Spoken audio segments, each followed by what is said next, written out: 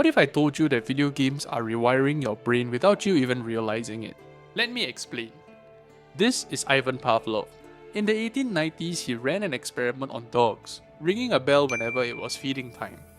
Over time, the dogs learned to associate the sound of the bell with a positive stimulus, food, and so the idea of conditioning was born.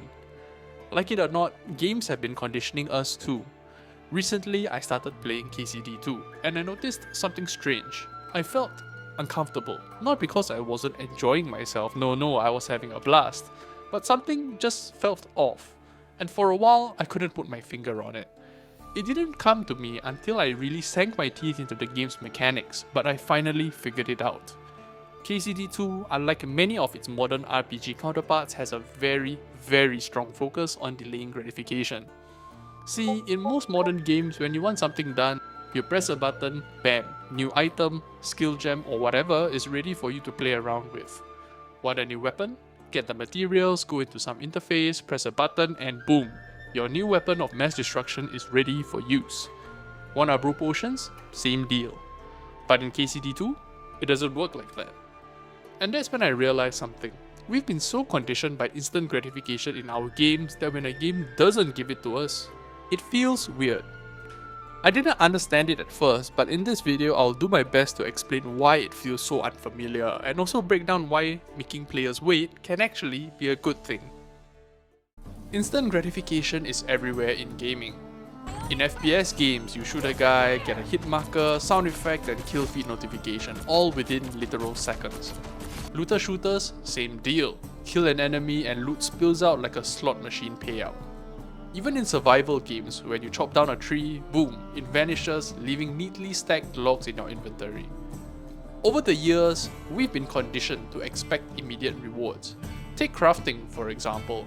In most games, crafting a new weapon is extremely simple. You gather materials, open a menu, press craft, and there you go.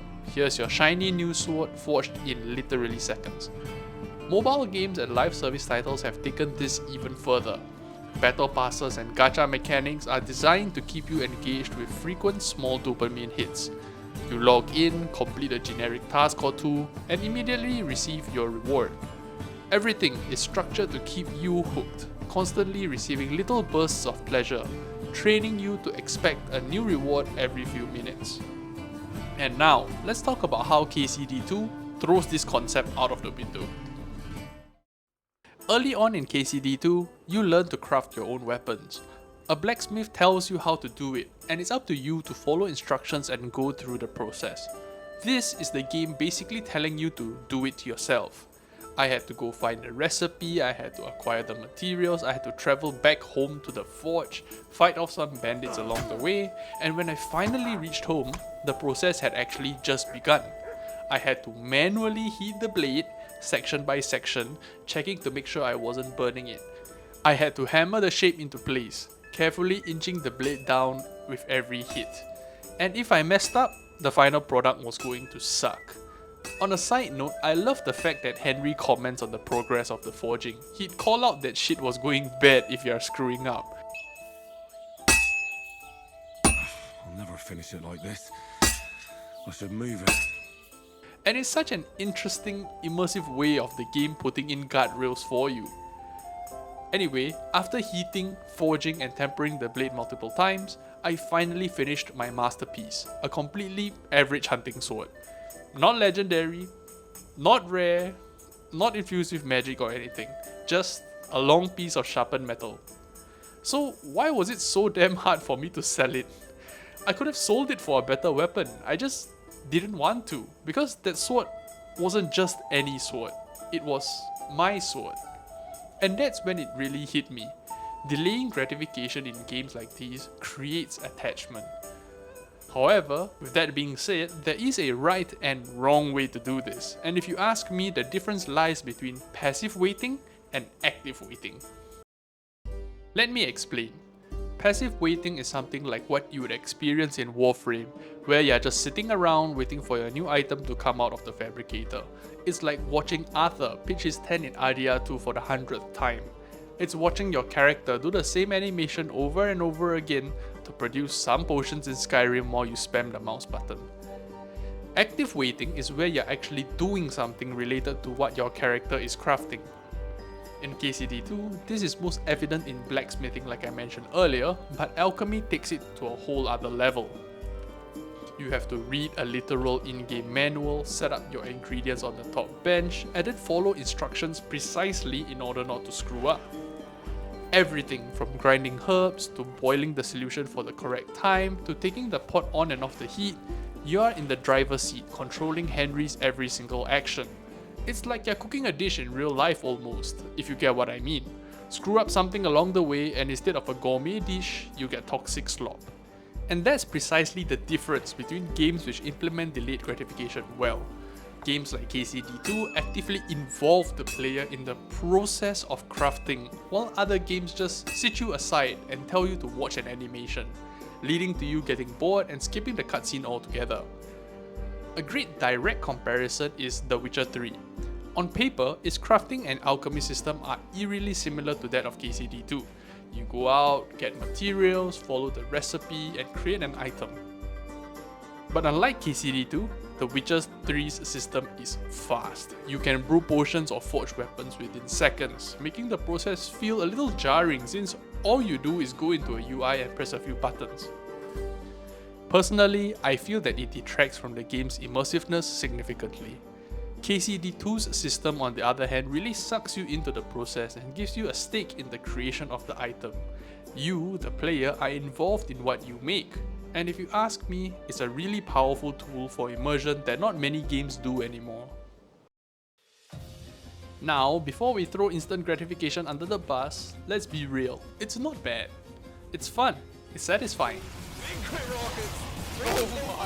There's a reason why arcade games, competitive shooters and action games thrive on it. The problem is when every game conditions players to expect immediate rewards. When everything becomes a vending machine, insert X, get Y. No effort, no process, no attachment. KCD2 also has its fair share of instant gratification mechanics like taking a bath, repairing armor at a smith, and so on. This provides a good balance between delayed gratification and instant gratification, where you as the player feels that the game still values your time while also enabling the game to really immerse you in its world. And as such, I believe that developers face a balancing act. When games only focus on instant gratification, we lose something crucial to a game's longevity, which is attachment and investment. There is a reason why people still reminisce about grinding in old school MMOs. It wasn't just about getting the loot, it's about earning the loot. The journey mattered just as much as the destination. Too much delayed gratification and a game risks becoming tedious, frustrating or boring. Too little and it risks feeling hollow, just an endless loop of pressing buttons and receiving rewards with little to no weight to them. Looking at you, Honkai Star Rail. To me, the best games find a way to mix both, making the player feel both satisfied and invested, and for now, KCD2 seems to have managed that just fine. Now, maybe this is just my perspective. Maybe instant gratification is just how things are now, and that's fine. But imagine a world where every game was just about pressing buttons and getting rewards instantly. Would we still feel the same attachment to what we create? Would we even care? There's a reason why people always say, enjoy the process, not the destination. And I hope more games start embracing delayed gratification. Not as fluff or padding out game lengths, but as a means to better immerse the player.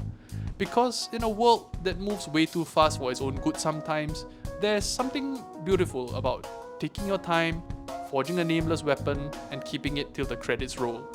Because after all, it's not just any sword, it's yours, right? Hey, thanks for making it to the end of the video.